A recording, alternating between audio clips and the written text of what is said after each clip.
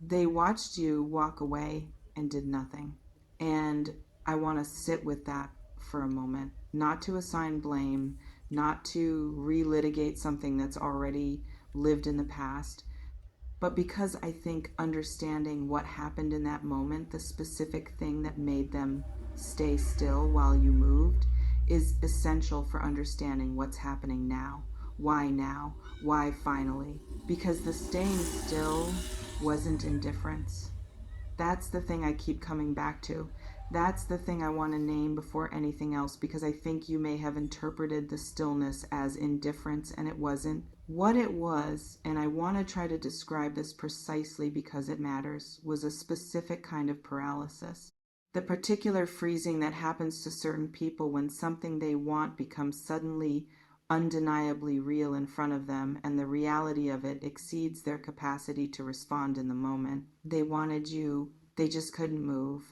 And you, because you're Virgo, because you're someone who reads situations with extraordinary accuracy, because your perception is precise enough to catch the micro signals, you felt the wanting, and then you felt the not moving, and you made a reasonable, intelligent, entirely understandable decision about what the not moving meant. You moved on, or you began to, and watching you begin to move on is what broke the paralysis. Let me describe what their internal experience has been since, because there's a specific quality to what someone carries when they've recognized too late, or what felt like too late, that they let something real slip through the space their hesitation created. And I want to describe it precisely because I think you deserve to understand what's been happening in them. It started as something they could rationalize. That's always how it starts. They told themselves a story about why the timing wasn't right, why the circumstances were complicated, why waiting made sense, why what they felt, while real, wasn't something they were in a position to act on yet. And the story was convincing enough in the early days, had enough internal logic to hold, and then it started to fray.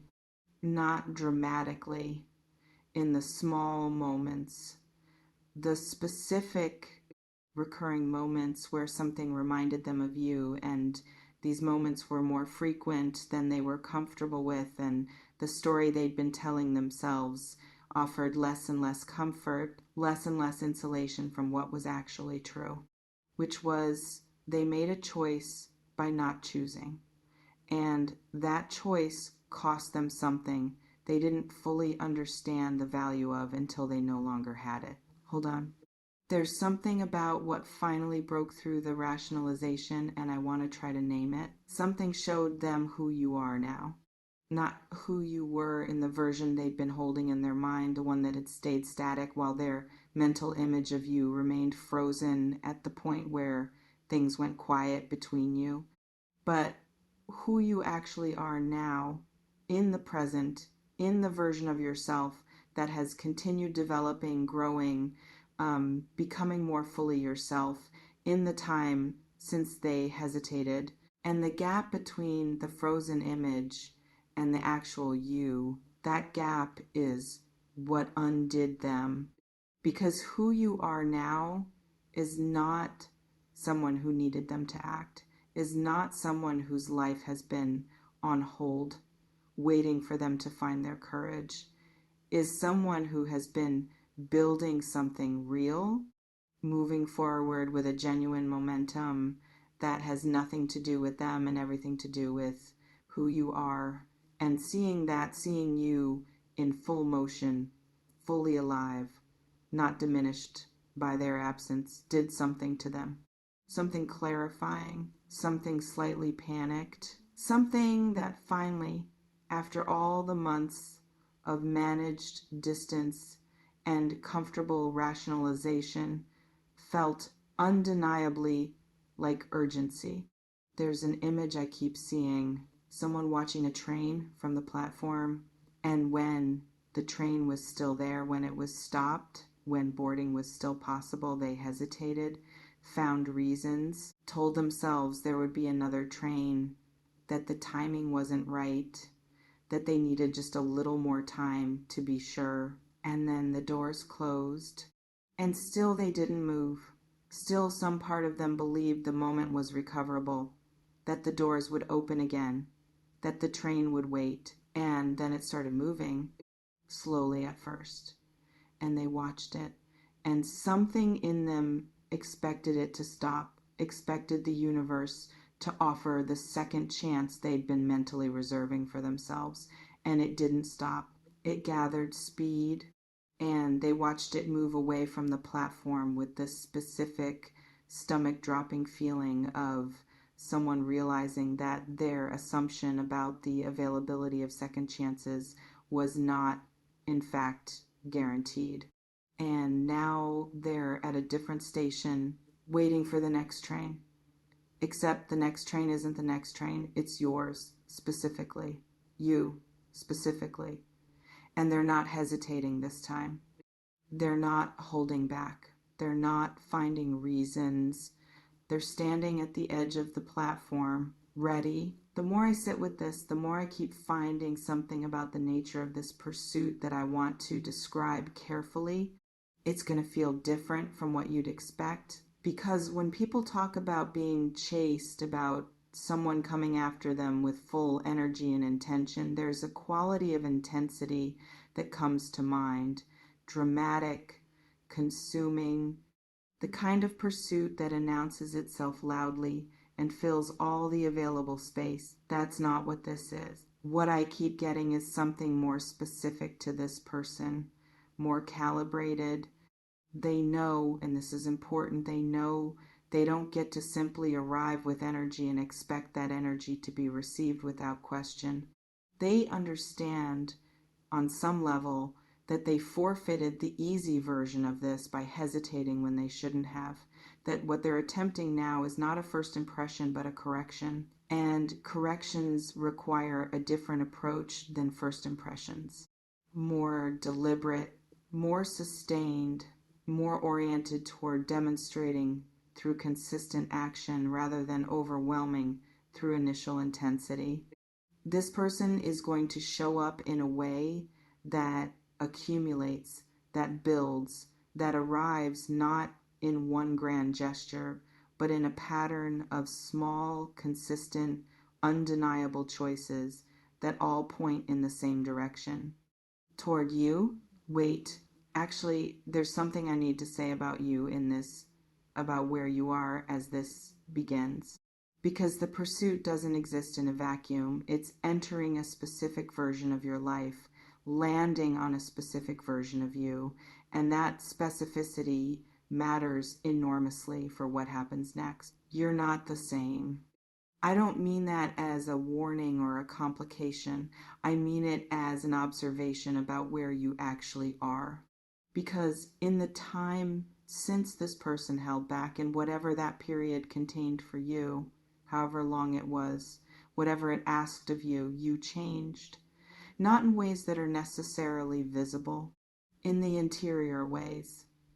The ways that shift how you carry yourself, how you assess things, what you require from situations and people before you give them full access to you. You have a different threshold now. Not higher exactly, more accurate. You know better what you're looking for because you've had more information about what you're not looking for. You've seen enough of the wrong shape of thing to recognize the right shape more quickly. And you're going to apply that accuracy to this, which means this person, however much they've grown, however real their change of heart is, however genuine the pursuit they're going to encounter, a version of you that requires more than wanting, requires demonstrating.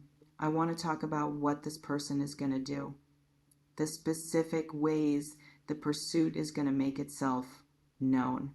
Because I think naming them helps you see them clearly when they arrive rather than talking yourself out of what you're observing. They're going to be present in a new way, not intrusively, not with the desperation of someone overcompensating for past absence, more like they're going to make themselves available consistently in ways that feel natural, but that, if you track them over time, reveal an underlying intention.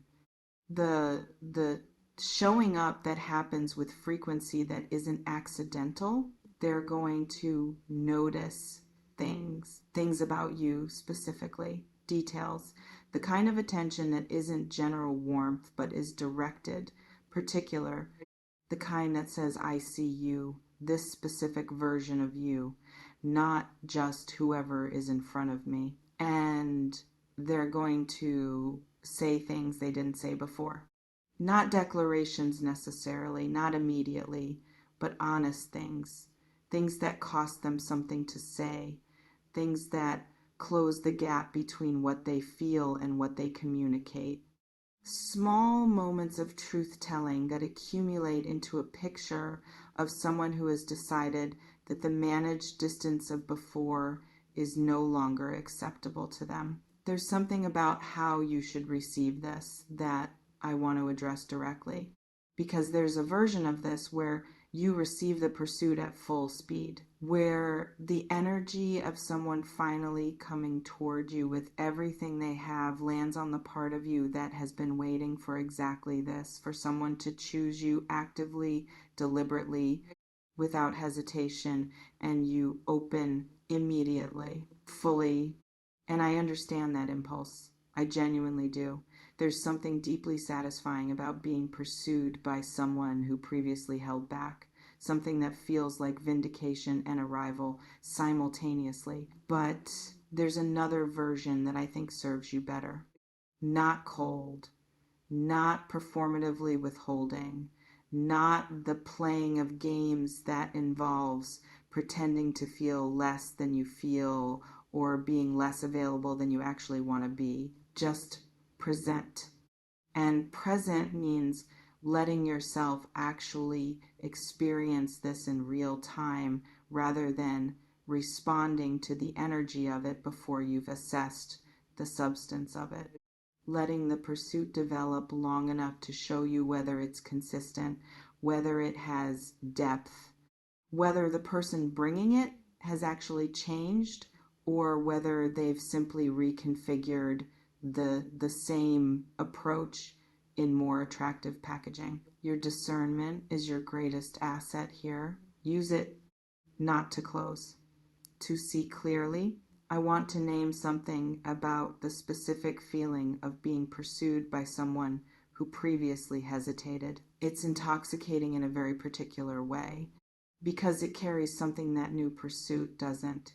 It carries confirmation, the specific feeling of being chosen by someone who already knows you, who has seen you in the unguarded moments, who has experienced your complexity firsthand, who is not operating from idealized projection, but from actual knowledge of who you are. And they're coming back, they're choosing after knowing lands differently than initial choosing, feels more specific, more considered. You're going to feel that quality of it. And it's real.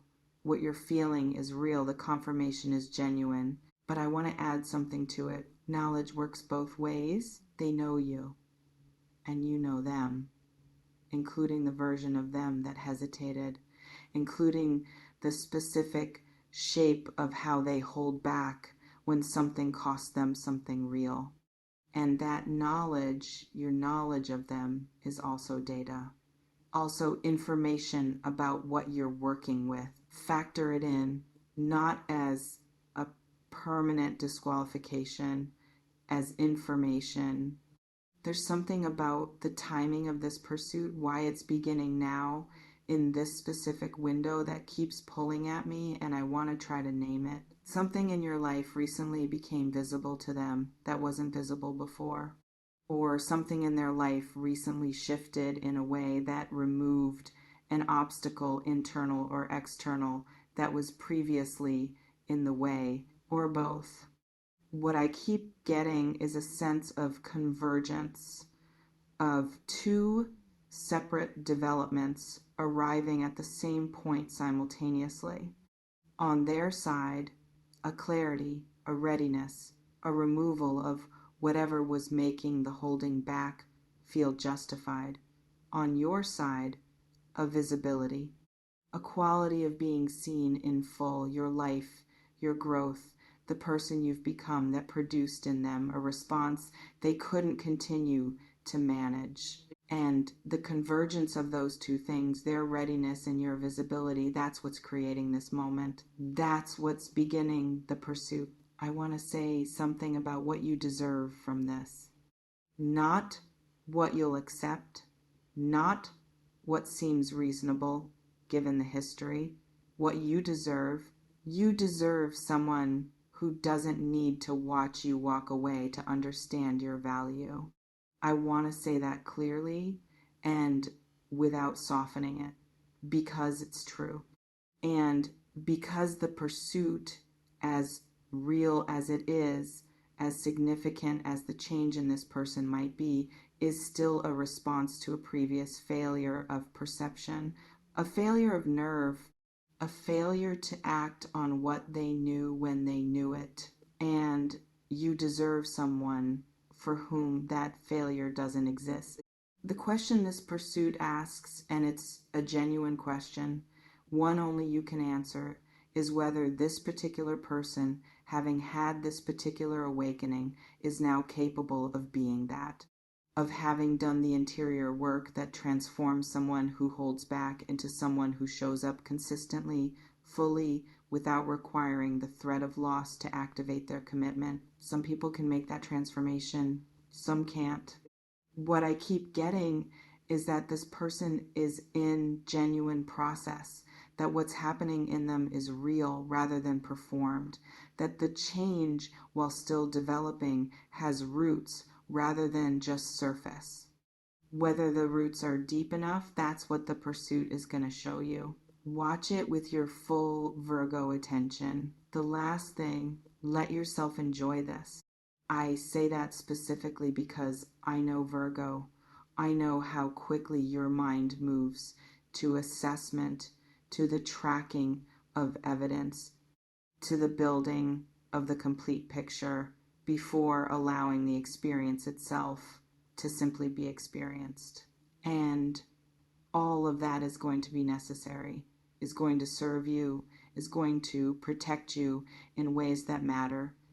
But alongside it, in the spaces between the assessing and the tracking, let yourself feel what it feels like to be pursued by someone who knows you, who chose to come back, who is showing up now with an energy they withheld before. Let it feel good.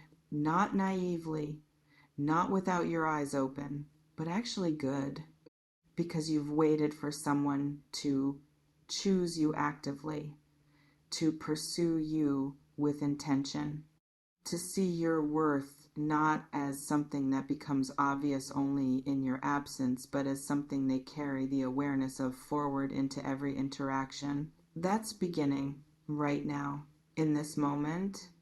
Let the pursuit begin, and this time, let yourself be someone who knows her own worth well enough to receive it with both eyes open and both feet on the ground. That version of you, clear-eyed, grounded, genuinely open, is the one this pursuit deserves to meet. And she's exactly who you've become. If something in this resonated, if a moment touched something true, I'd love to hear from you in the comments. Tell me what landed, even just a few words. It means more than you know.